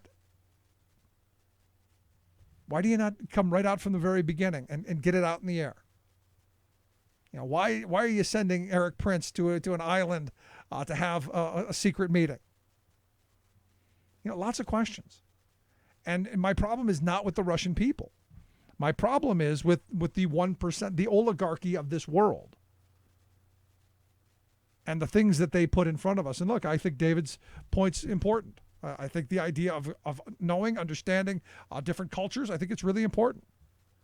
But I still want to know what Putin did, and if our administration was involved. Simple stuff. Love to hear your thoughts on it. You can email me, rick@thericksmithshow.com. Quick break. Right back after this. Stick around. I'll never bend. I'm with you now.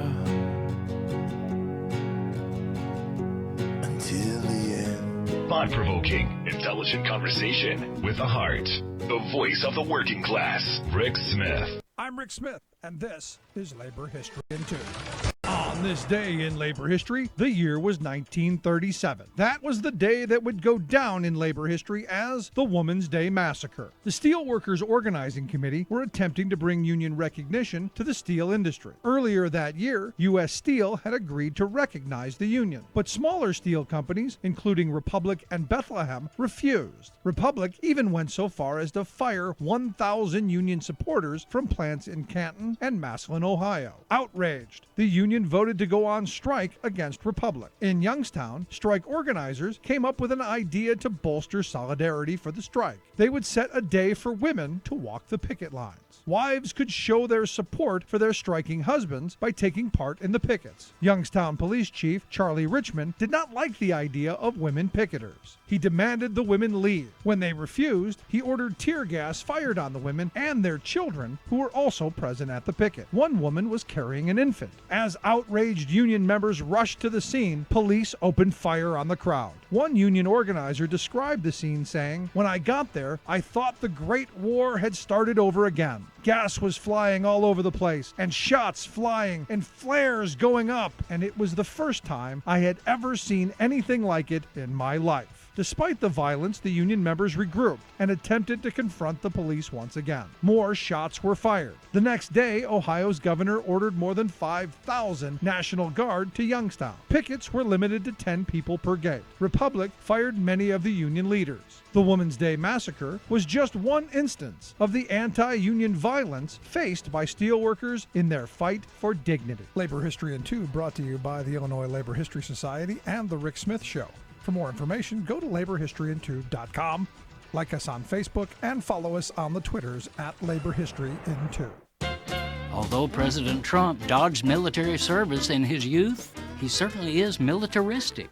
He's bellicose, likes to issue commands, and is constantly firing off militant tweets at anyone he perceives to be an enemy, which seems to include everyone who dares to disagree with him.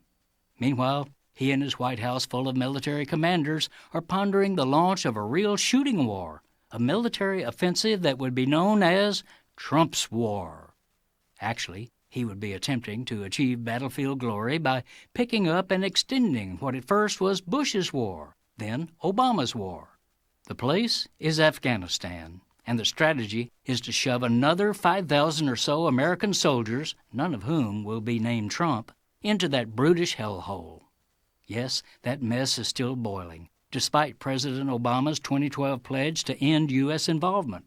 After 16 years, the longest war in our history, after more than 2,000 Americans killed and 20,000 others maimed, after more than $800 billion spent on it, 8,400 of our troops are still there. The killing continues, and we taxpayers keep pumping $3 billion a month into the insanity.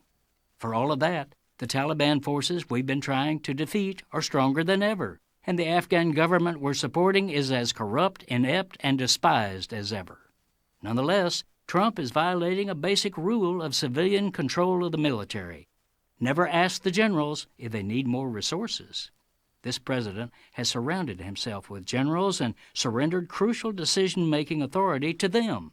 This is Jim Hightower saying, "We weren't able to win in Afghanistan when 100,000 of our troops were there. So what do we win by putting 5,000 more soldiers in harm's way, other than more U.S. casualties? If Trump can't tell us that, we should tell him no." What do the corporate powers from Wall Street to Walmart have in common? They hate the Hightower Lowdown. You can see why at www.hightowerlowdown.org. Now the lessons of the past were all learned with workers' blood. The mistakes of the bosses we must pay for. From the cities to the farmlands in trenches full of mud.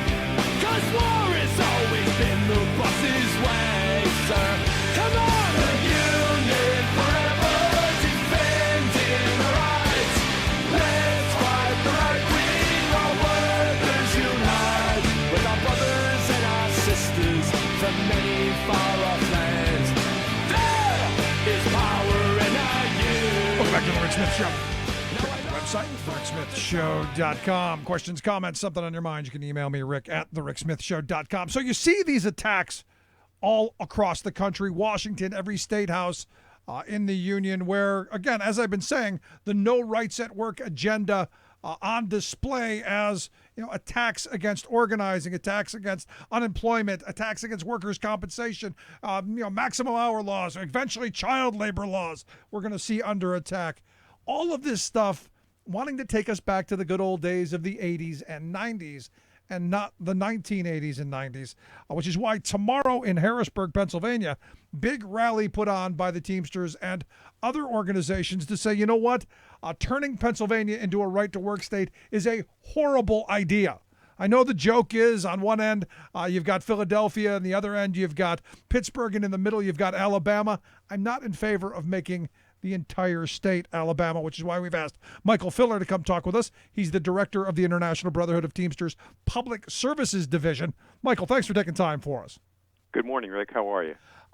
Good. I mean, I'm glad to see finally that there's more people in the streets. I'm glad to see the organizing to push back against the right-wing no rights at work agenda.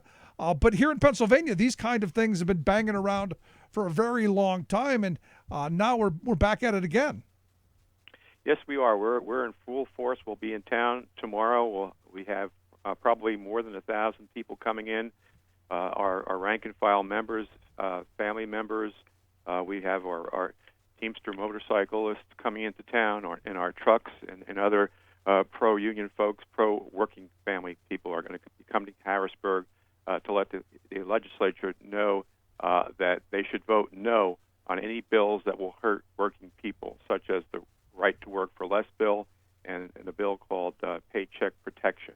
Those are a farce, and our members are educated and ready to get involved in a big way and to push back and to tell these legislators it's time to vote no. But here's the thing, Michael. Who could be against the idea of having a right to work? Who could be against someone wanting to protect your paycheck? Who could be against those things? Well, it's real fancy marketing. It's a political Ponzi scheme. Let's be real upfront about it, right? And anyone who votes for this bill should be put in a cell next to Bernie Madoff, because it will have long-term financial adverse effects on working people and their families in Pennsylvania for many years to come.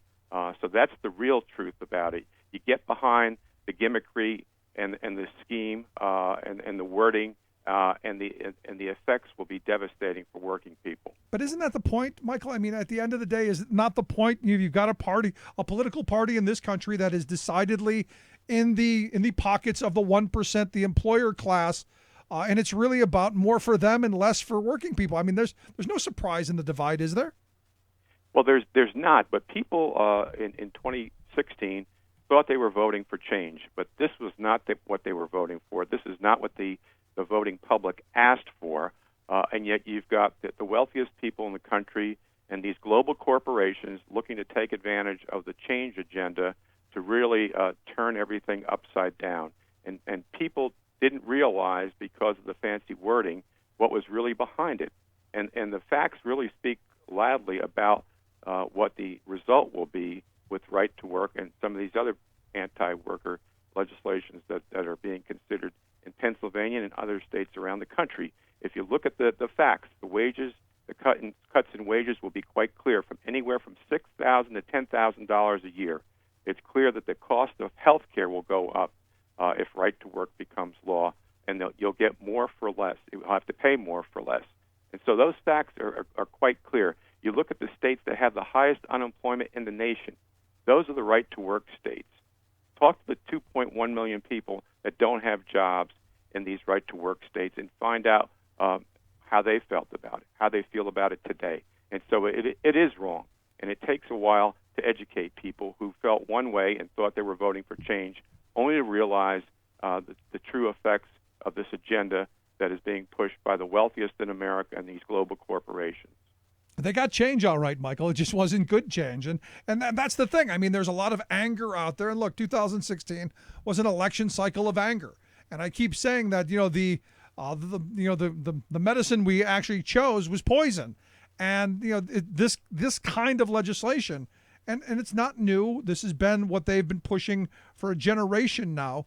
And right to work won't be the last bit of poison, and paycheck deception won't be the last bit of poison. There's others coming behind this that really, at the end of the day, it's about more for the 1%, more for the wealthy, and less for working people. And it doesn't get any, in my view, doesn't get any simpler than this, because you see that they don't even argue about the fact that in right to work states, you have lower wages, less health care, less retirement security, education suffers, infrastructure suffers, all of the negative things. They don't even talk about that anymore. To them, Michael, it's about freedom and liberty, these grand ideas. Well, it is about freedom, but people also had the freedom to decide whether or not they wanted to elect a union in the first place. So people have that freedom today, and they will continue to have freedom. They don't need a right to work bill to have freedom. But what's at the core of it is this attempt to push self-interest above collective interest. And what they don't realize is that if right to work passes, things begin to crumble. without a strong contract or a means to enforce it, the boss will have the upper hand.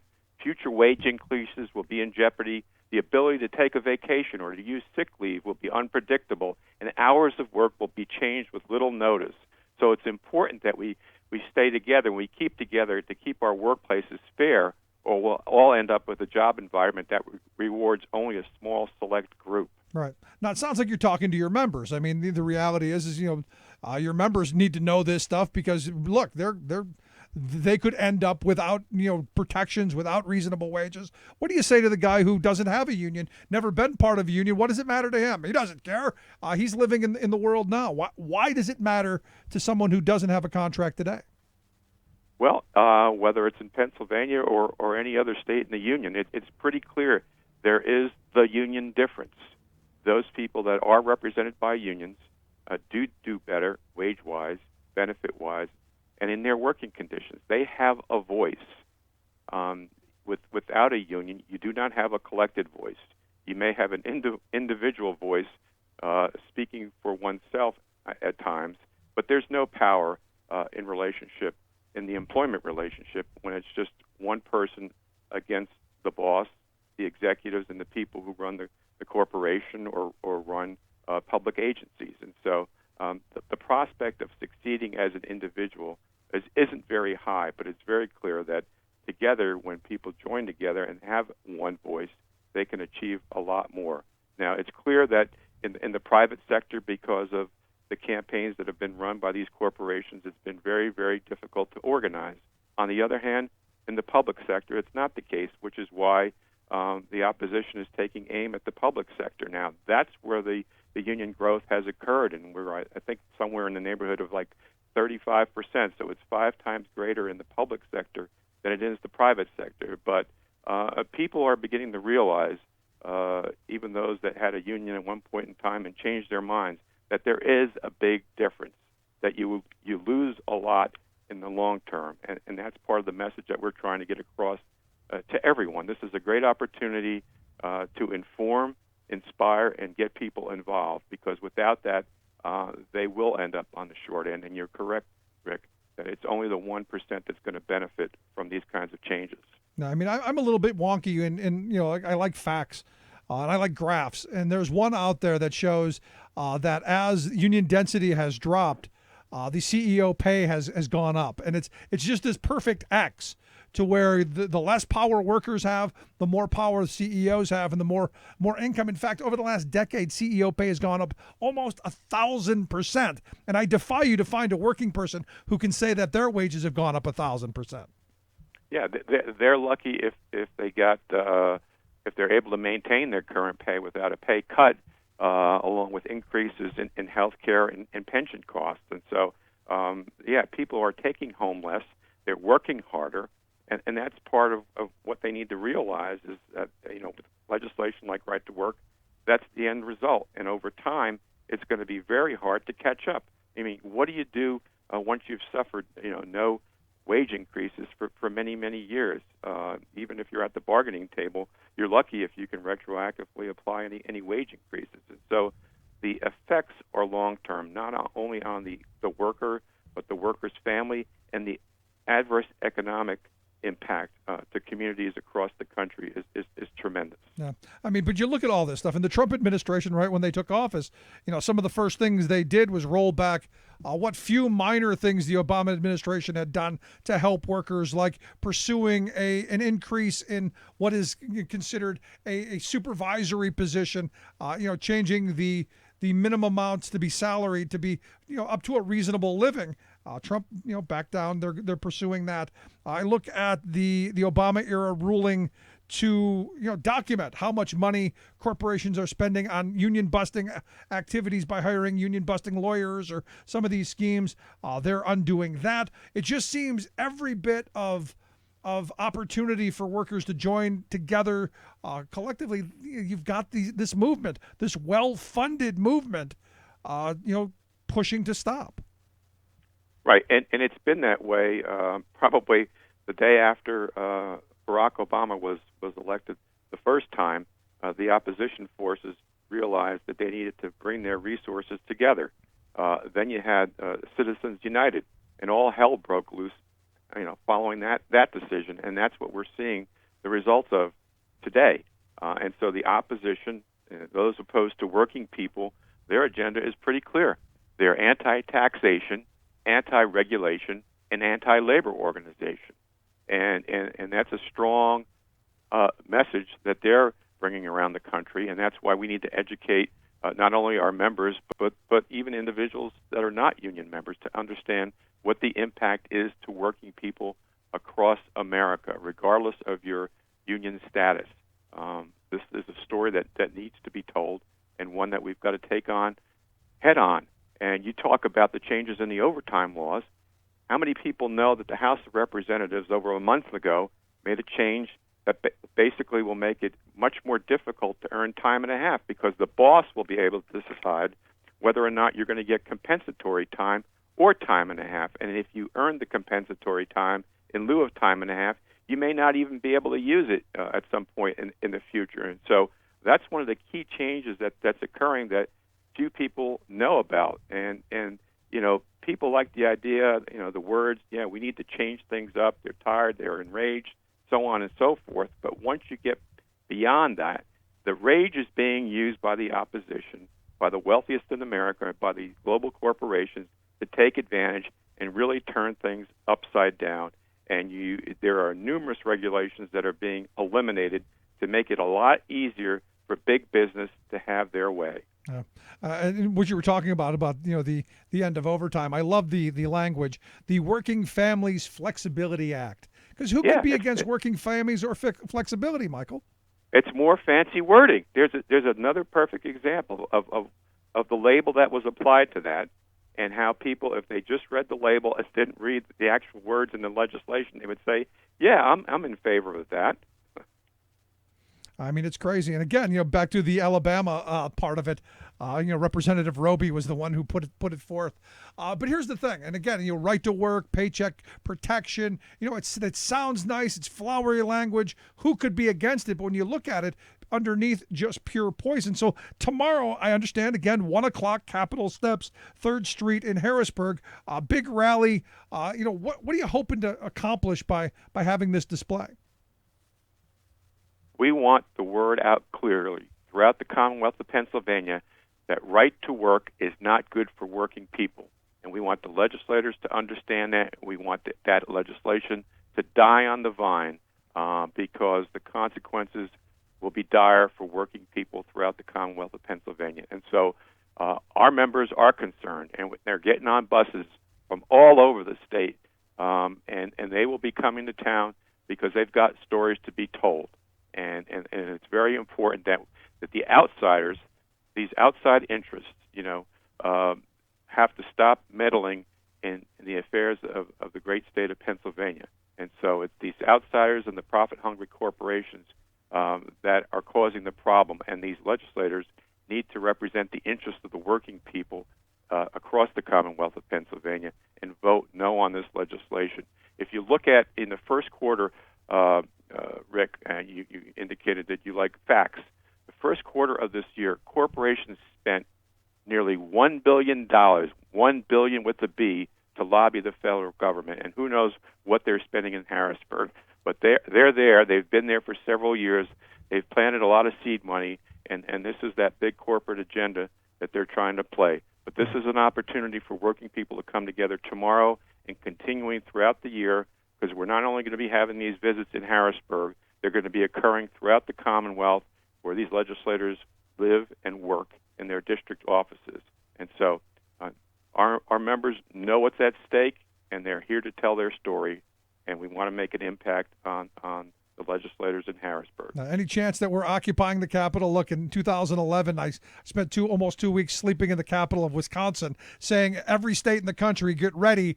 The anti-worker agenda is coming to a state house near you. And sadly, and I take no joy in saying that I was right, but all of that horrible anti-worker stuff that was really birthed in Wisconsin has found its way here to Harrisburg. It has.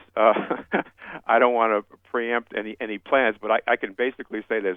As far as I know, there are no plans to remain beyond tomorrow, but that's not to say at a future point in time that could not occur.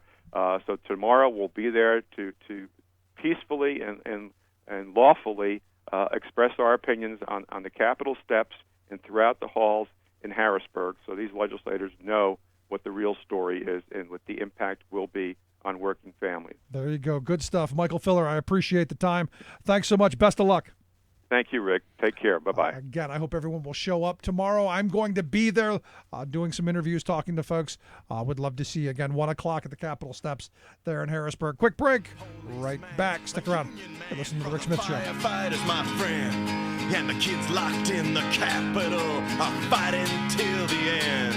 And we're not gonna break tonight, and we're not gonna bend. Some say the union's down, but I asked around, and everybody said, this is a union town, all down the line. This is a union town, all down the line. And if they come to strip our rights away, we'll give them hell every time. This is a union town, all down the line. Remembering that united we bargain, divided we beg. I'm Rick Smith, and this is Labor History in 2.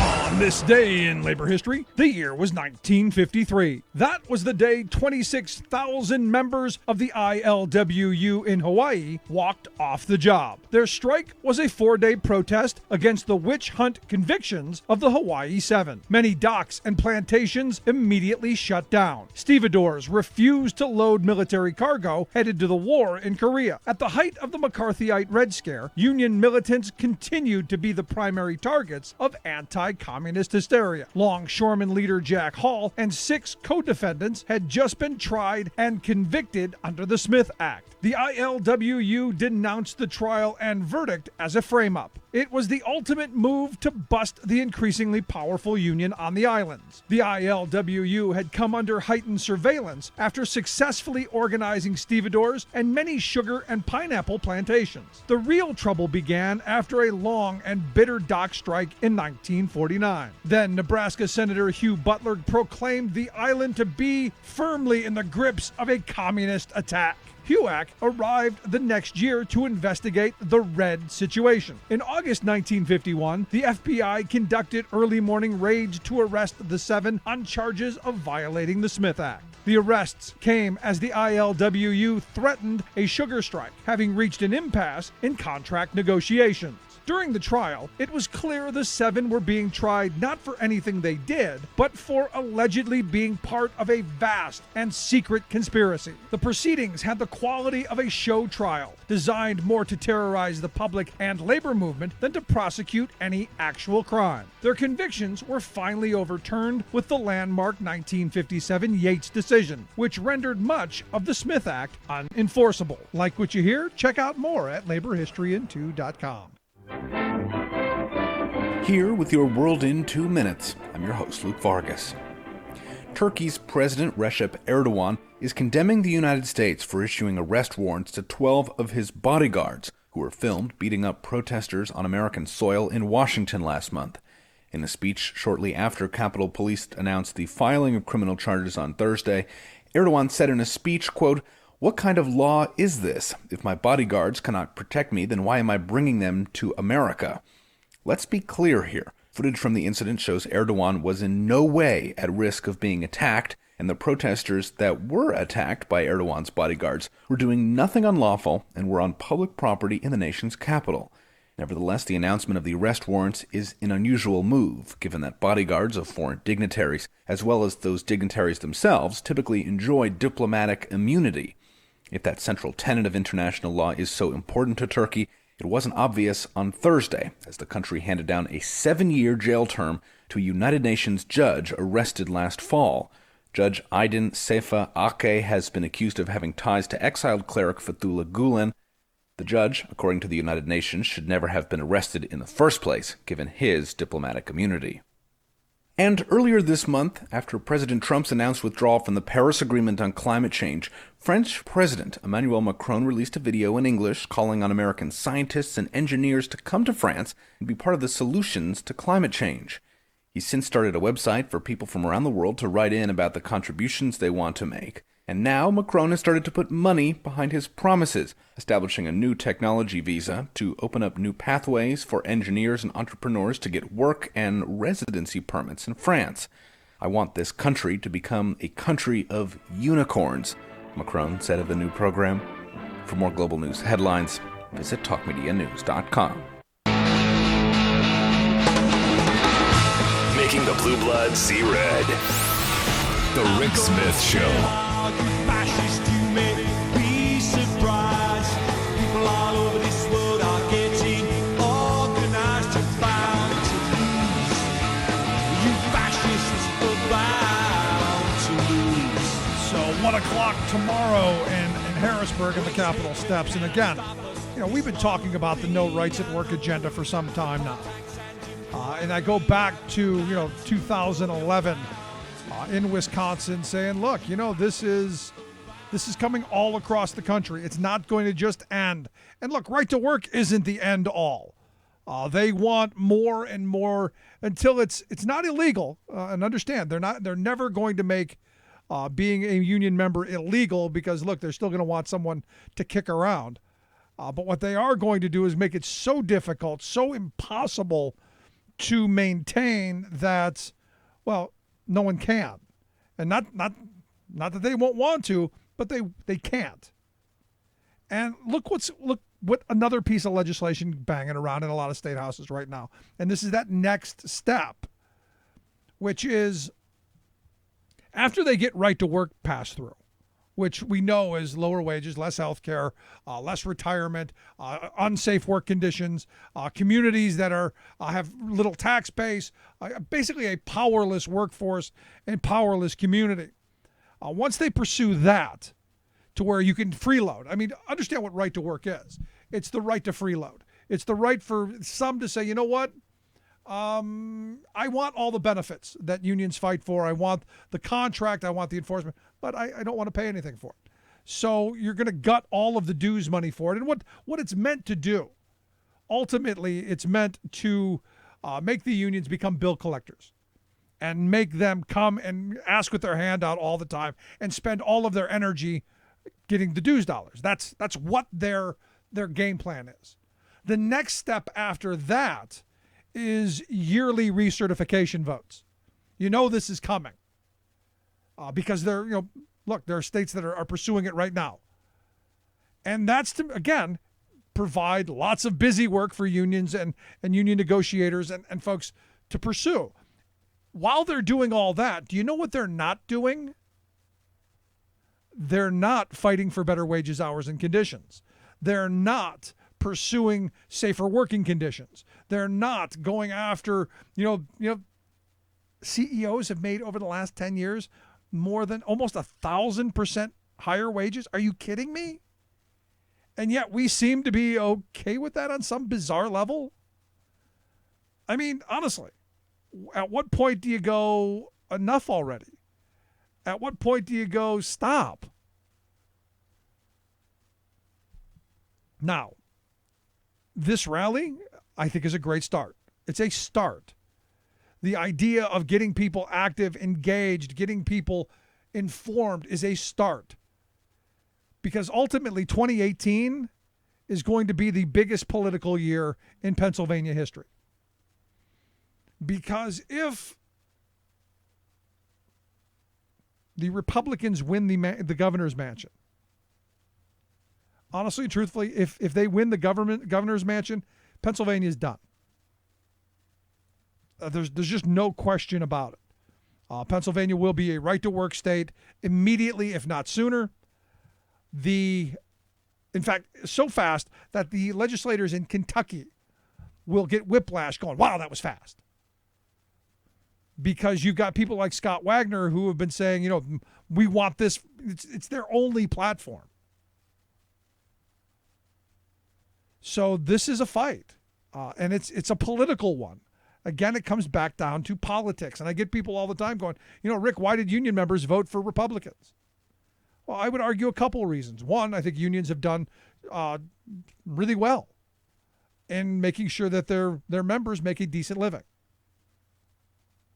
But two, the Democrats haven't been the party of working people for a very long time, and they better figure out how to find their message, and soon. Honestly, I mean, it's one of those things where you go, soon, you better figure it out. So tomorrow, Capitol Steps, I'll be there interviewing people, talking to folks. I look forward to it. But out of tomorrow, the hope is that, not just that's not the end of it. That's the beginning of in the streets, the beginning of talking to neighbors, the beginning of how do we do the education, the outreach that the right has been doing to their minions for years. How do you play catch up? The messaging, the fighting the good fight, but again, comes back down to the money. Anyway, if you missed any of today's program, thericksmithshow.com. That's where you go to get the podcast, the Rick Smith Show app on the smartphone. Take the program on the go wherever you go. And as always, you can email me, rick@thericksmithshow.com. Thanks so much for tuning in. We'll see you back here tomorrow.